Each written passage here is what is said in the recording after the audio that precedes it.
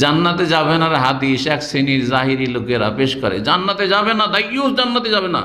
তারপরে আর একটা শব্দ বাড়িয়ে দিল, কোনোদিন যাবে না। আরে কোনোদিন কোথায় আছে এখানে? দাইয়ুস জান্নাতে যাবে না আছে, কিন্তু কোনোদিন যাবে না এই কথা কোথায় আছে?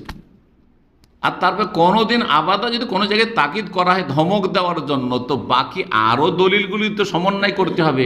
কারণ ইসলামের মৌলিক আকীদা হচ্ছে যতক্ষণ পর্যন্ত কেউ ঈমান ভঙ্গ না করেছে ততক্ষণ স্থায়ী জাহান্নামী হবে না। এটা হচ্ছে আহলে সুন্নাত ওয়াল জামাতের আকীদা। হানাফি, শাফিঈ, মালিকি, হাম্বলি, আহলে হাদিস, মুহাদ্দিসিন, ফুকাহা সবাই একমত এই ক্ষেত্রে, একমাত্র খাওয়ারিজ আর মুতাজিলা ছাড়া।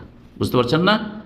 সুতরাং এই তরজমা পড়ে বক্তব্য করা আর তরজমা শোনানো মানুষকে ভয় দেখাবো যাতে করে ঠিক হয়ে যায় না, ভয় দেখাতে গিয়ে সীমা লঙ্ঘন করবেন না। যেমন উৎসাহিত ফজিলত বয়ান করতে গিয়ে তবলিগি ভাইদের মতো করবেন না, আপনি সীমা লঙ্ঘন করবেন না। তখন ভয় দেখাইতে গিয়েও সীমা লঙ্ঘন করবেন না। কথা বোঝা গেছে না? যতটা আল্লাহ এবং রসুল ভয় দেখে ততটা ভয় দেখাবেন, আপনি নিজের পক্ষ থেকে না বেশি ভয় দেখাইতে যাবেন। কথা বোঝা গেছে? আল্লাহ যেন বোঝার তৌফিক দান করে।